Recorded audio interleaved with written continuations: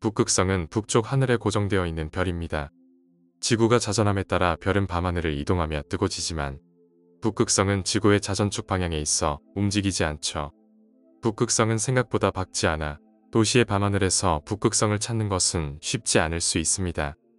북극성의 밝기는 약 2등급으로 밤하늘에서 가장 밝은 시리우스보다는 약 25배, 오리온 자리의 리겔보다는 약 7.5배 어둡죠. 그럼에도 불구하고 만약 북쪽 하늘에서 북두칠성을 발견한다면 북극성의 위치를 비교적 쉽게 찾을 수 있습니다. 북두칠성 국자 앞부분에 두 별, 두 배와 메라크가 가리키는 방향에 북극성이 놓여 있죠. 놀랍게도 북극성은 하나의 별이 아닌 세 개의 별이 서로의 주위를 공전하는 삼중성계입니다. 1779년 천문학자 윌리엄 허셜은 북극성의 주변에서 두 번째 별을 발견했죠. 하지만 북극성의 세 번째 별은 비교적 최근까지도 그 모습을 확인할 수 없었습니다. 지난 2006년 허블 우주망원경은 북극성을 자세히 관측하였는데 밝은 북극성의 주변에 또 하나의 별을 찾아낼 수 있었습니다. 천문학자들은 가장 밝은 북극성을 북극성 AA, 비교적 멀리 떨어져 있는 별을 북극성 B, 그리고 밝은 별과 아주 가까이 있는 세 번째 별을 북극성 AB라고 합니다. 가장 밝은 별인 북극성 AA는 태양 질량의 5.4배의 질량을 가진 거성입니다. 북극성 B는 태양 질량의 약 1.4배의 질량을 가지고 있으며 북극성 AA와 약 2400AU만큼 떨어져 있죠.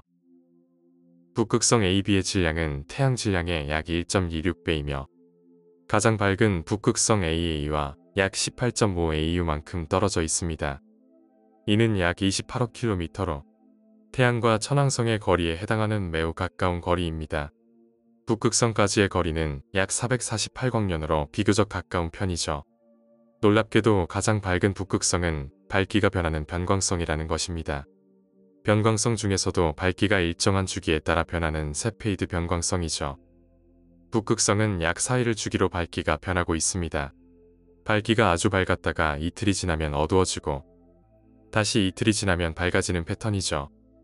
세페이드 변광성의 밝기가 주기적으로 변하는 이유는 별이 팽창과 수축을 반복하고 있기 때문입니다. 그렇다면 별이 팽창할 때 밝아질까요? 아니면 별이 수축할 때 밝아질까요? 흥미롭게도 세페이드 변광성은 수축할 때 더 밝아지게 됩니다. 별의 밝기는 크기와 온도에 의해 결정됩니다. 별의 밝기는 별 크기의 제곱에 그리고 온도의 4제곱에 비례합니다. 즉 별이 크고 온도가 높을수록 더 밝아지는 것이죠. 한편 세페이드 변광성의 경우 별이 수축하면 그 크기는 작아지지만 온도가 높아지게 됩니다. 별의 밝기는 온도에 더 민감하기 때문에 크기가 작아짐에도 별이 수축하면서 더 밝아지는 것입니다. 놀랍게도 북극성은 지구에서 가장 가까운 세페이드 변광성입니다. 세페이드 변광성은 천문학자들에게 아주 중요한 별입니다. 왜냐하면 세페이드 변광성을 통해 먼 은하까지의 거리를 잴 수 있기 때문입니다. 세페이드 변광성의 실제 밝기는 밝기가 변하는 주기에 비례합니다. 예를 들어 밝기가 변하는 주기가 길면 실제로 더 밝고 주기가 짧으면 더 어두운 별이죠. 이를 세페이드 변광성의 주기광도 관계라고 합니다. 따라서 밤하늘에서 변광성이 깜빡이는 주기를 계산하면 그 별의 절대적인 밝기를 알 수 있습니다. 별의 절대적인 밝기를 알게 되면 별이 지구에서 보이는 밝기와 비교하여 별까지의 거리를 잴 수 있습니다. 천문학자들은 은하에 존재하는 세페이드 변광성을 찾아내어 빛의 밝기가 변하는 주기를 계산해 그 은하까지의 거리를 구하죠. 이때 세페이드 변광성의 주기광도 관계가 아주 정밀해야 은하까지의 정확한 거리를 잴 수 있습니다.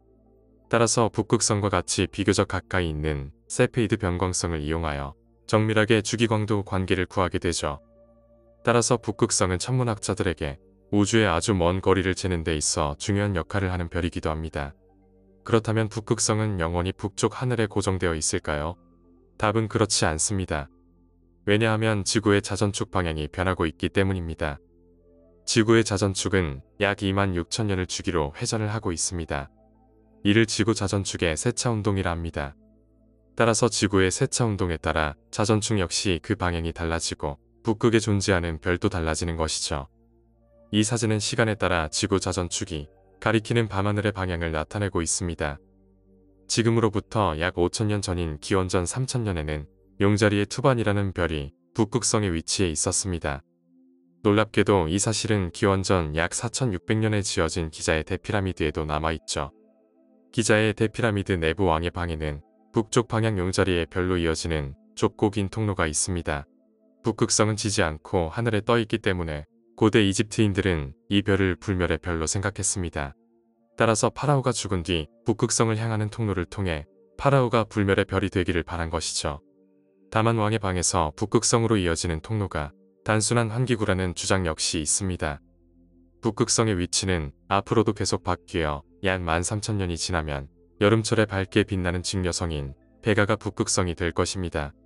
베가는 현재의 북극성보다 무려 6배나 밝기 때문에 미래에는 북극성을 찾는 것이 비교적 쉬워질 것입니다. 밤하늘의 북극성은 북쪽 하늘에 고정되어 있어 뜨고 지지 않는 특별한 별입니다. 밤하늘에 별이 잘 보이는 날 북극성을 바라보면서 더 풍부한 우주를 느끼실 수 있길 바라봅니다. 지금까지 북극성 이야기였습니다. 오늘의 영상이 마음에 드셨다면 구독과 좋아요를 눌러주세요. 더 흥미롭고 다채로운 우주 이야기로 찾아오겠습니다. 감사합니다.